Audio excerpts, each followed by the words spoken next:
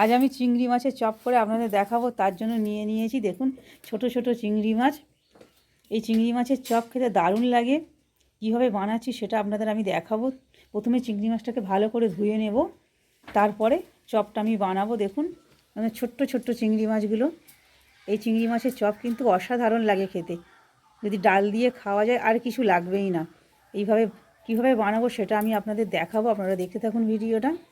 চিংড়ি মাছের চপ করার জন্য আমি এখানে চিংড়ি মাছটাকে দেখুন ভেজে নিয়েছি।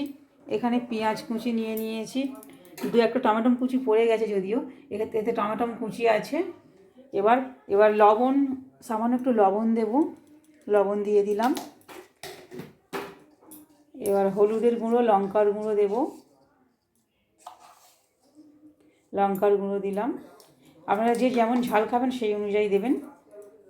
এবার হলুদের গুঁড়ো দিলাম। এবার বেসন দিয়ে দেব,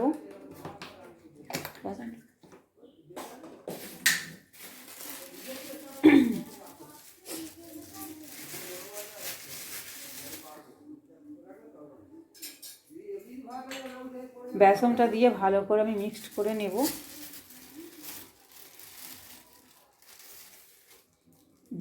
যতটা পরিমাণে করবেন সেই অনুযায়ী বেসনটা নেবেন। বেসন পেঁয়াজ পরিমাণ মতো নিয়ে নেবেন।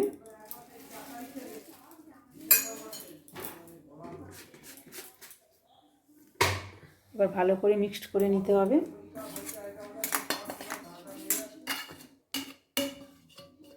পেঁয়াজ আর টমেটো একদম ছোট ছোট করে গুঁড়ো গুঁড়ো করে কেটে নিতে হবে, বেশি বড় বড় কাটলে কিন্তু ভালো লাগবে না খেতে।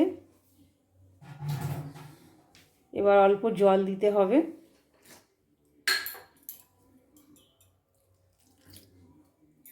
অল্প জল দিয়ে দিলাম। এবার চিংড়ি মাছটাকে ওর মধ্যে ঢেলে মিক্সড করে নেব। চিংড়ি মাছটাকে ঢেলে নিলাম, নিয়ে ভালো করে মিক্সড করে নিতে হবে সব কিছুর সাথে।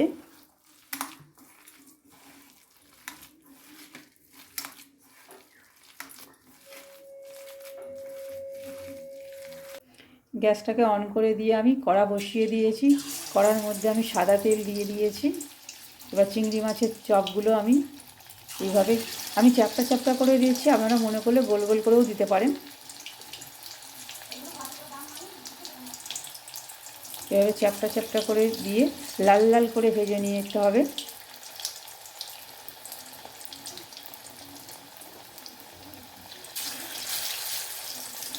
এবার উল্টে পাল্টে লাল লাল করে ভেজে নেব আমি। দেখুন লাল লাল করে ভাজা হয়ে গিয়েছে। এবার আমি তুলে নেব, ভাজাটা হয়ে গিয়েছে। এইভাবে একে একে আমি সব চিংড়ি মাছের চপগুলো ভেজে আমি রেডি করে নেব। দেখুন সবগুলো চিংড়ি মাছের চপ আমার রেডি হয়ে গিয়েছে। দেখতে কত সুন্দর লাগছে দেখুন, খেতে ঠিক ততটাই সুন্দর লাগবে। আপনারা এইভাবে বানিয়ে খাবেন, আশা করছি আপনাদেরও ভালো লাগবে।